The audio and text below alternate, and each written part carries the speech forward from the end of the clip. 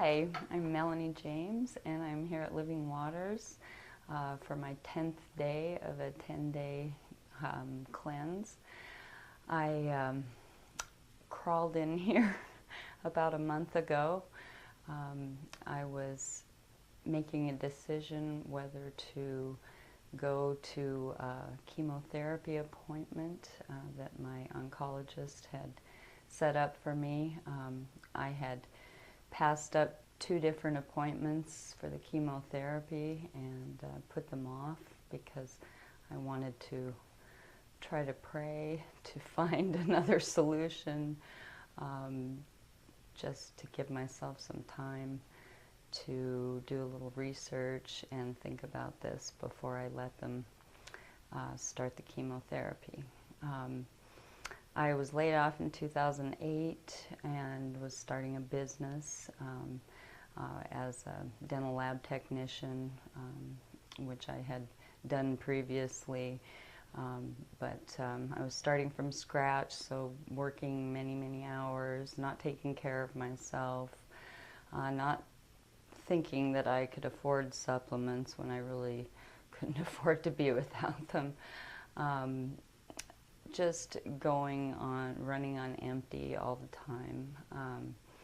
And the end of 2010, I was working late in the lab and mistaken for a burglar when the police put a dog in the building. And I was attacked by a police dog. He caught me in the bathroom as I was getting ready to leave. And he roughed me up in the bathroom a little bit. My back was broken. I had probably 32 puncture wounds down to the bone in the wrist and all the way up the forearm, and a very deep puncture wound in the elbow. I was taken to the hospital and they started treating me. I was put on very strong antibiotics, given pain medication, and sent home. I have been allergic to Bactrim, and it's really created problems in my stomach in the past, so I've always avoided that. About 3 days later, my arm got so infected and swelled up to about 3 times the normal size.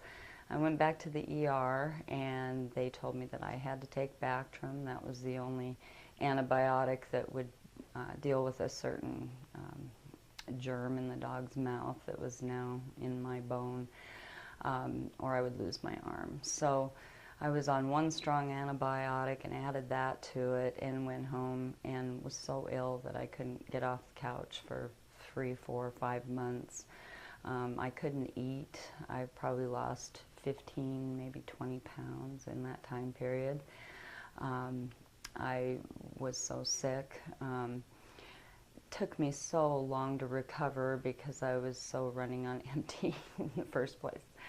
I finally, after 9 months of just not hardly being able to get up off the couch, I started a part-time job as a caregiver, feeling that somehow I would, recover from this.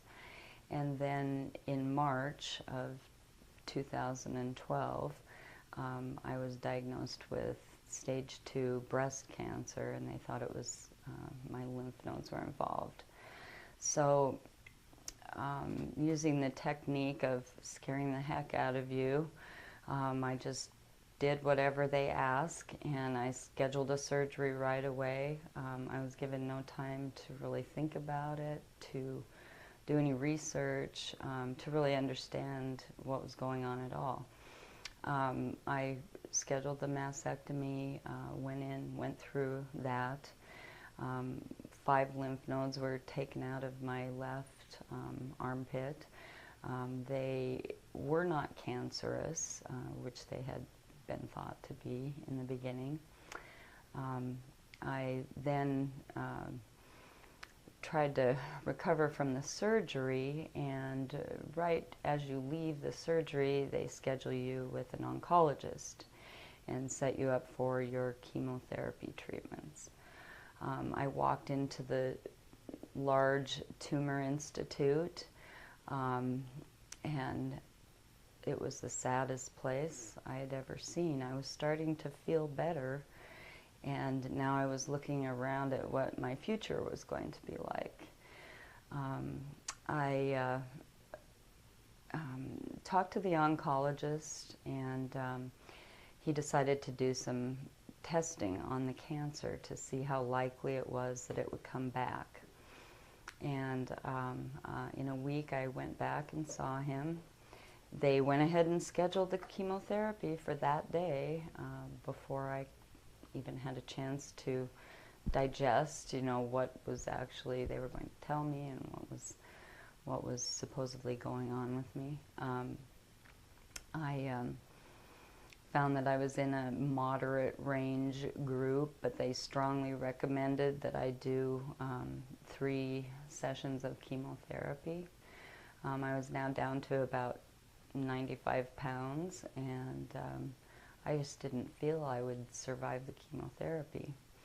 So I canceled the first chemo appointment, and my daughter had been into Living Waters for a treatment, and we'd done a little bit of research on Kevin Trudeau's book, Natural Cures, just kind of breaking the tip of the iceberg.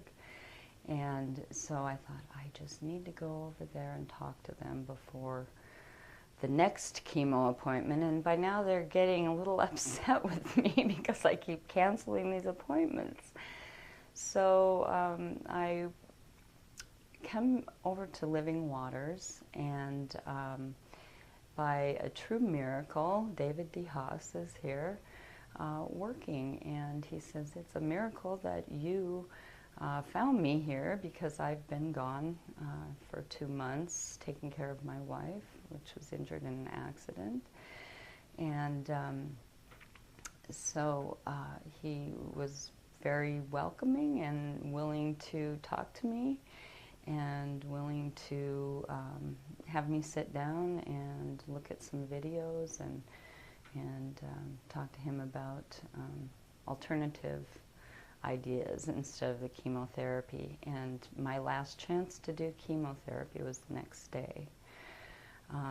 When I left Living Waters, I knew what the answer was. And I went back the next day, and I told the oncologist that I was not going to do the chemo. And he browbeat me with more statistics, and said that he highly recommended that I do this, that I'd had the tumor for some time, so it's had a lot of chance to spread around and break off and lodge in other organs. And he said, if this comes back anywhere, it's incurable. It's a death sentence.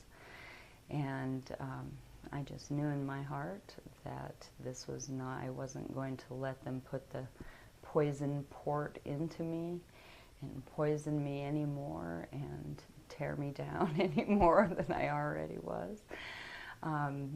So leaving with many strange looks from everybody that I had talked to, and feeling, not that I was going to change my mind, but that, they just disapproved of my decision. I looked down the hall into this horrible room with chairs where people without hair were barely alive, being fed poison through medication ports in their bodies.